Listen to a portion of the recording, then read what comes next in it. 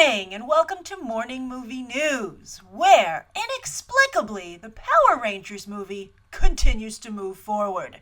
And before we get into the latest development for the film, it's still in the casting stage, I just want to kind of take like an informal poll with you guys in the comments down below as to how many of you are just curious about the film because you were at one time a fan of the property, or are you interested in this movie because you genuinely plan to pay to see it in theaters? This comes out in March 2017, and March is a pretty competitive movie-going time period now because summer's too crowded, and also that's spring break. So, you're going to have a lot of choices, and right now this is going up against, I believe, Guy Ritchie's King Arthur movie. So, it already has competition, and we're pretty far out. And then also Ghost in the Shell is slated to come out the weekend after. So Power Rangers has competition, and I personally don't understand how it could even think to compete with films like that. But maybe it's because I've never been into Power Rangers. I've never gotten their appeal. I was never into Teenage Mutant Ninja Turtles either, but I do like what Michael Bay has done with the franchise as of late. I thought the first film was fun. It did very well at the box office. But what's interesting about the sequel is that the trailer was so good that it's brought everybody back on board, even the people who were hating on the first the first version of this, reincarnation. So maybe the Power Rangers movie, I guess what I'm saying is that they could pull it out. They could, make people be like, oh, I am interested in Power Rangers. You did a great job.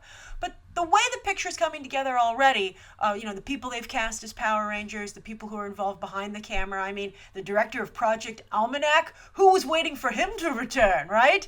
I just feel that this seems like a real non-starter. But this latest casting is the most professional thing this movie has done, and it's also the biggest headline they've gotten since they told Joseph Kahn to take his fan film and go home.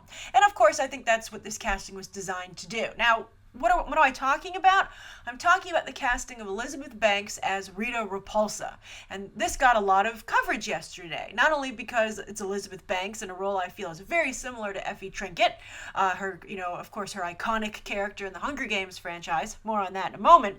But also yesterday happened to be a really slow news day when it came to movie news and even TV news and just entertainment news in general. Nothing's happening because we're in that calm before the storm, which is the Super Bowl, where it was going to be a media ad blitz, particularly when it comes to entertainment properties. So it was very well timed, and Lionsgate got a lot of mileage out of it. Now back to this Effie Trinket thing. I believe that Lionsgate, which is the studio behind both of these properties, the Hunger Games movies and Power Rangers, wanted to try and tie the properties together. So they're like, Elizabeth Banks is affordable, willing to be in a Power Rangers movie, because let's face it, her box office track record and just the quality of her movies is very spotty. So they're like, and she's also, I think, a team player. I think if you write Elizabeth Banks a big enough check, she'll take it and she'll take the opportunity. Also, she's doing so well and has the Pitch Perfect franchise. She's also stepping behind the camera now. I think, she can afford to take a few hits. Her career is super solid. So she's all about collecting the paychecks, building her brand, expanding her, her reputation. And I think being in a Power Rangers movie and being the biggest name in that Power Rangers movie could work if the movie works out. But I think that's a giant if. But then also there was some discussion about the whitewashing of the role. Now, Rita Repulsa, they have originally a Japanese actress played the role, and then it went to Latina actresses when it was on television. The voice actresses have been Caucasian, but nobody saw them. But I think that it's interesting, to take another opportunity away from, an Asian actress.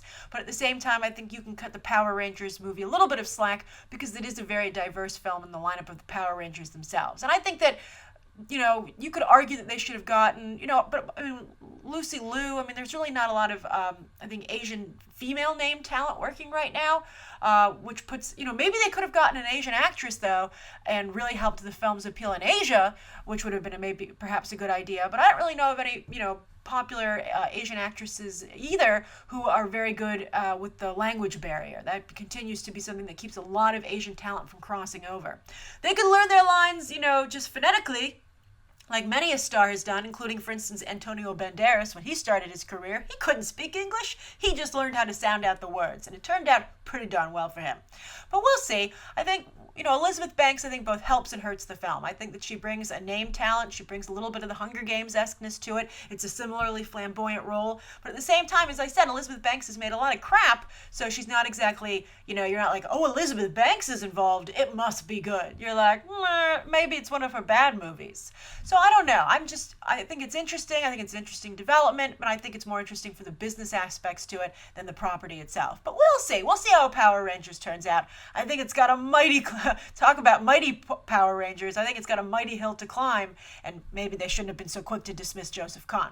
All right, so that's the first story of the day. Now, the second story of the day I think is really fascinating, and a number of you actually sent me this article from Variety Asia talking about Baahubali and how it's trying to expand its brand, speaking of brands, even further than its first smash hit. Now, the sequel got pushed back, as some of you recently informed me, which is unfortunate, but the first film, Baahubali, which came out last year and is available on iTunes, by the way, did extremely well. Huge hit, also a really big hit for, being made outside of Bollywood. I believe it's a southern Indian film.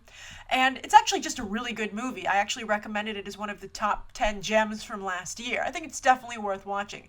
I said it was like, the first half is like a live-action Disney animated movie, and then the second half is like Lord of the Rings. And it's a good mix. It's like a lot of Indian cinema. They try and mix a lot of genres into one single film. So it takes some getting used to, but this is, I think, one of the best films I've seen out of India ever. I haven't seen a lot, to be fair, but I really like this, and I think it has tremendous crossover potential. And so does India, because this is what they're doing. So the people behind Baahubali are going to put out comic books, novels, animation, and gaming to build this brand, to create an Indian global franchise, which in and of itself is very exciting, but it's easier said than done. But we'll talk about that in a moment. But what really interested me the most about this article was a quote that they had from the people behind the animation in particular, and they said, animation is dominated by the Western animation, and also Japanese animation. And India would really like to try and get in there. And I thought that was so exciting and so great. It's like, yeah, why don't you? Why, I think it's really fascinating, and it's like why you're seeing an explosion of global cinema, where suddenly everyone was like, why do we let Hollywood make all the movies? We have money, we have talent, why don't we make a movie? So I think it's really great, and I think that, more voices make for more choices, and I think also push everybody creatively to do better. And they also create more opportunity for, they don't just let, Hollywood dictate what can and should be popular. But can Baahubali and India pull this off? Can they go beyond the Indian audience, which is still their core demographic? Even when those films perform well here in the United States, it's largely from people who largely are of Indian descent or immigrants who want to go and see the movie. I mean, you do have some crossover appeal, but even still, they aren't quite there yet. Same for China, for all these foreign films. It's not just an Indian problem, but this is something this is a hill that needs to be overcome. But I think it could potentially be done. We're getting closer and closer to the top of that hill every day. But I really wish they had better partners to do this. I think if they truly want to succeed, Baahubali needs to reach out to very big companies outside of India to get this going. For instance, their comic book, right? So it's being published by a company called Graphic India, which is an offshoot of Liquid Comics, which was originally Virgin Comics. You might recall this. A couple of years ago, Deepak Chopra's son Gotham, and Deepak Chopra, of course, is, spiritual advisor to the stars in Hollywood, started this company. And he wanted, he was hoping, of course, like anyone who gets in the comic book business these days, I'm going to write a couple of comics and they'll instantly become movies and TV shows, right? Again, easier said than done. And Virgin Comics, after making a big splash at San Diego Comic-Con the year it debuted, just totally fizzled and died. And it's been renamed a whole bunch of different things, and I guess currently it's called Liquid Comics. They don't publish anything that anybody reads, that anybody discusses. And so I feel like I know that there's the Indian connection with Deepak Chopra, but I think they would be much better off at Baahubali calling up Marvel or DC and saying, there's an audience for this. You can see how we fare in the box office. Would you publish our comic? Or even Image. I think there are really better ways to go. Image would be actually wonderful, and I think that obviously the people behind Baahubali have the money to fund their own comic. So we'll see. I'm curious, are any of you interested in other nations, becoming more prominent and having a voice in comic books, animation, games, etc., gaming? I think it's a really fascinating development, and I think that Baahubali is a good brand to try achieve this, but I still also will believe it when I see it. But I'm rooting for them. All right, so we'll keep an eye out for those properties when they finally debut. So the third story of the day is another Seth Rogen movie, another Seth Rogen, Zach Galifianakis movie. But the reason I'm reporting on it is that I like the fact that the third person in the movie is Bill Hader. I'm a big Bill Hader fan. I loved him on Saturday Night Live, and he's also turned out to be quite a good actor. A little bit like Jim Carrey, Robin Williams, very funny guys, but who are also very good at the more serious aspects of acting. And I think that Bill Hader was great in Trainwreck. He was really a fantastic casting choice to act opposite Amy Schumer in that film. And I really hoped that he would get something out of it. And it looks like he is. I mean, for a while there, it looked like he'd just become a voice actor, but Bill Hader deserves better. So what's this movie? It's called The Something, and it's about a group of male astronauts. I wonder why they have to specify that it's just 3 male astronauts. It's like, I can read. But anyway, these 3 male astronauts are stuck in space, and they come upon another ship. And it's a comedy, obviously, and it's the directorial debut of Rodney Rothman, who has written 22 Jump Street, not the first one, the second one, and also Grudge Match. I don't know why anybody would reference that film. That's the Sly Stallone, Robert De Niro, Kevin Hart movie that came out like last year or so. Not good movie. Pretty bad movie, actually. It was just going through the motions. So I wouldn't be like, who wrote that? Let's give him more work. But anyway, 22 Jump Street was pretty good. It wasn't as good as the first one, in my opinion, but it was fun. But then also, I mean, of course, Rodney Rothman wrote it, but you know Jonah Hill, at the very least, tweaked it, right? So also, Rodney Rothman started out as a staff writer on Letterman, the Letterman show. So he's finally getting a directing gig. Seth Rogen will also produce. And I think what's interesting about this is that we've had Gravity, we've had Interstellar, now we've had The Martian. I think it's time for a spoof of those films. And I hope that's what this is. I think Seth Rogen's been a little off lately. Zach Galifianakis is always a little off. That's supposed to be his charm. But he's had a lot of misses lately. So I'm hoping that Bill Hader brings them up instead of them bringing poor Bill Hader down. But this is a big deal for Bill Hader's career and an important step forward for him, becoming a movie star, or at least someone who makes movies in his own right. So I'm curious, does this sound like a good movie to you? Are you interested in it? And do you think that this sounds like a winning team to you? All right, so those are the 3 stories of the day. Now, the viewer question comes from Jason Austin, who was very passionate about this. So that's one of the reasons I picked his question. Now, yesterday I talked about the new Cartoon Network 15-minute or 11-minute show called Justice League Action. It's going to be basically like the Justice League version of Teen Titans Go, which is currently airing on the Cartoon Network in a similarly abbreviated format. And a lot of people were not happy about this because we, of course, missed the heyday of DC animation with the Bruce, Tim, Paul Dini work. Alan Burnett. Alan Burnett's still there, but I guess he wasn't part of what made that other stuff special, because it's not special anymore. But anyway, this is Jason's question. Jason said, long-time viewer, but this is my first-time question. So my question is, why do they insist... I had to edit Jason's comment a little bit there. So Jason says, why do they insist on dumbing down great cartoon shows like Teen Titans and the first Batman animated show? It's weird because folks watch and love the show, so what does it matter if kids watch them? The grown-up folks with jobs and money are the ones buying the toys, t-shirts, etc. for their kids, if not themselves. You would think that they would want the demographic with the money. Why do you think this keeps happening? Thanks and have a great day, Jason. I hope you have a great day too, Jason. Thank you for your awesome question, and allow me to explain. Now, Jason had put like an addendum onto his question, and he had said, for instance, Adventure Time and SpongeBob. Nobody buys anything for that. Well, Jason, you are super wrong on that one. I hate to be the bearer of bad news, but Adventure Time and SpongeBob sell millions of dollars in merchandise still to this day. I think SpongeBob is like a huge multi-million-dollar brand in particular.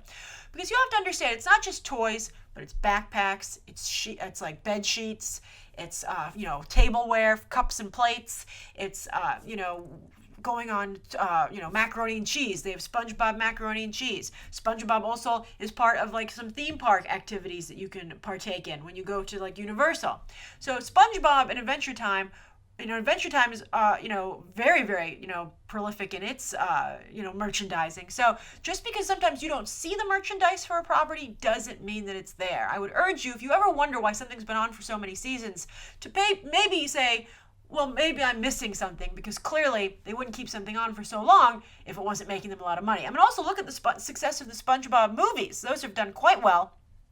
And the animated series is able to play in syndication, multiple times a day. So those actually are two incredibly popular properties. I mean, the cartoon shows you're mentioning would be lucky to sell as much merchandise as those shows do. And that's really what's going on here. I think that when, you think that the adults are going to buy a lot of merchandise, but the truth of the matter is they simply don't. Like, for instance, we've often talked about the lack of female action figures, right?